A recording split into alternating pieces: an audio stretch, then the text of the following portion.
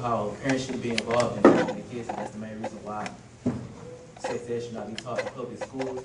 But most parents don't have, either they didn't have the education of sex ed, so they had the kids young because of having unprotected sex, and so they still try. If they're not scared of informing their kids about it, they're still trying to live out their young years. Like I know people that statistics proving that people of the 30s and some people even 40 years old, they go and they go to clubs and they think that sex not even involved in their kids, but the kids are going to find out about it regardless. Right. And we feel that it should be taught in public schools because most teachers are educated, and when they're sitting there teaching the kids about the situation, then it lets them know that, okay, sex should not be avoided. Because if you sit there and tell a kid, don't have sex, don't do this, or you sit there and basically even avoid it, then the kid's going to go out and find out about it anyway. Even the kid that's not even used to sex, he could be sitting there playing Grand Theft Auto 4, but he's pulled up to the side of the road and he's going to come up to the car, and basically he gets an insinuation of sex. And so he wants to know, what are they doing inside the car? What is my mom blocking me off for that she's not telling me about? What is my dad keeps doing every time the housekeeper comes to the house? They want to know about situations like that. So they're going to go and they're going to find out about it. If they're not going to find out about it in school, they're going to go and find out from the wrong person and mainly about the wrong things. All right. We never said not to teach it in school. We just said not in public schools. We just said it's proven to be more effective in private schools than public. It should definitely be taught in school. I never said it shouldn't be taught in school. It's more effective when it's taught in private schools than public. The teachers, when they teach students, it's going to, what their opinions or what they're told to taught may not reflect what the parents themselves want, what the children will learn. Right. And also, it's proven that, when you tell a kid something not to do it, a lot of times they're going to rebel.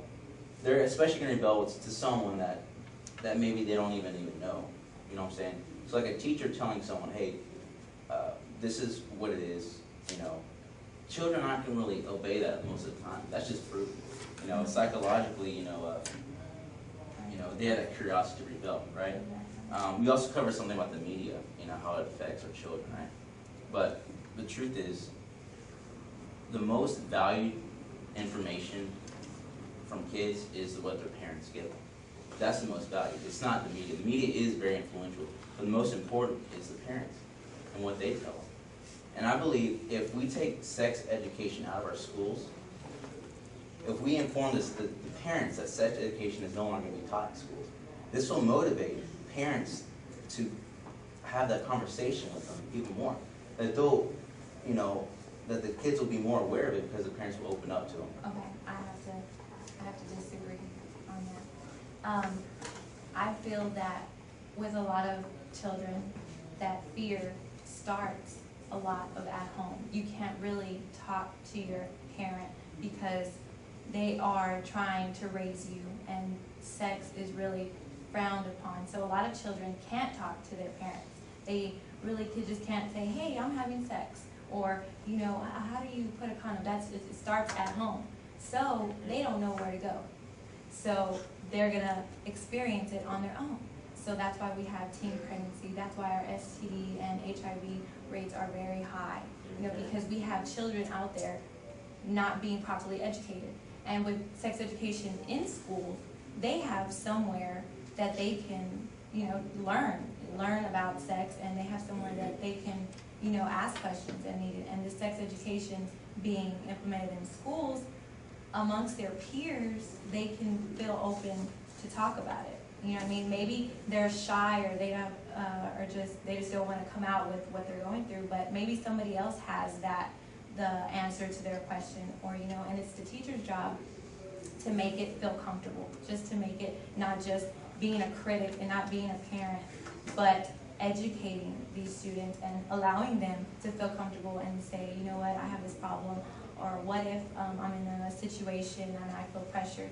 And I think that it would be very beneficial because all the worries and anxieties about having sex and everything will just be brought down. And we're in school to learn.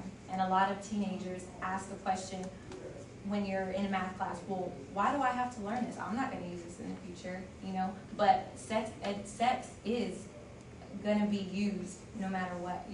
Everybody is gonna have sex at one point. And sex education in schools would eliminate that question. Well, why do I have to learn this? I'm not gonna use it in the future. You are what you learn in sex education in class, you are gonna learn it. I mean, you are gonna have to apply it in the future, and it'd be very beneficial. Okay, I completely agree. But like, one thing that I think y'all are mistaking is that you might think that we're against sex education in school, when we're not. We're very for it in school, we're just against it in public schools. There's a difference, and for that, I have this right here. The main concern of parents these days that have daughters is them getting pregnant, right? And that concern isn't there for no reason. The reason why we're against it in public schools is because of the results that have come from the sex education that's been given from the teachers in public schools. There's two things that have been taught in public schools. Two types of sex education. First type is comprehensive sex education, so you can see the blue circle right here. Comprehensive means they teach all parts of sex education. The good things, the bad things, the reasons for it, when to do it, when not, all types of things that kids should know. Okay? The bigger numbers on the outside, 66, 23, and 9, those are the whole student body, everyone that's being taught it. 66.8% of the teenagers that are being taught comprehensive, all sorts of it, that's the biggest type in public schools. 53.5% end up being pregnant. Now the inner circle, the green one, that is all of the teenagers that are pregnant these days, all of them. In the whole world. All of them that are pregnant are in that green circle. More than half of the teenagers that are pregnant these days come from the ones that got comprehensive sex education in a public school. More than half of those did. They didn't go to a private school. Now the ones that got abstinence-only education in public schools, they didn't get comprehensive. The only thing they're talking about is abstinence. Just wait, just wait, just wait. Which is everyone's own opinion, but they were taught about abstinence. 27.1% of them ended up being pregnant. Out of all of the ones that are pregnant, all of the teenagers, 27.1 of them. And the teenagers that got no sex education in public schools, they went to private schools, and they got their own type of sex education in private schools. Or they got one-on-one, or they were homeschooled, private or homeschooled, one of those. Only 19.4 of those contributed to the whole share of teen pregnancies.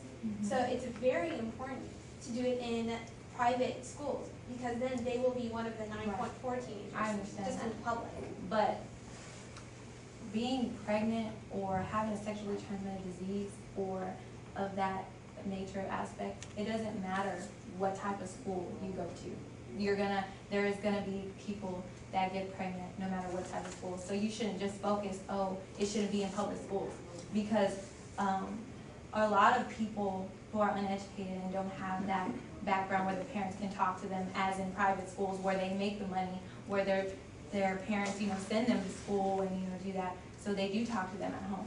The minorities, the poor people, the people that have low backgrounds or don't have parents at all are in public schools. We're reaching out to not just private schools, but to everybody, public and private. It shouldn't just be, no, we should have it in public, but people in private schools benefit from it more. It should be everybody in schools, public schools, private schools, regardless of what type of school. Parents are more than capable of teaching their children about sex. Okay, penis, vagina. Right. Okay, what are those? How do they work together? What are the outcomes of it? That is not difficult at all. Okay, so it's not hard to do that. So what we're saying is that parents have the right to teach them what they want to teach them. These are the two things that the schools implement, what should be taught. But the parents have the right to teach them what they want, when they want to teach them. And we know that kids value more of what the parents say than what any other type of media or teachers say. They do value that. Yeah, and so it's more important for, like I already stated, that the parents inform the children about this and not the government.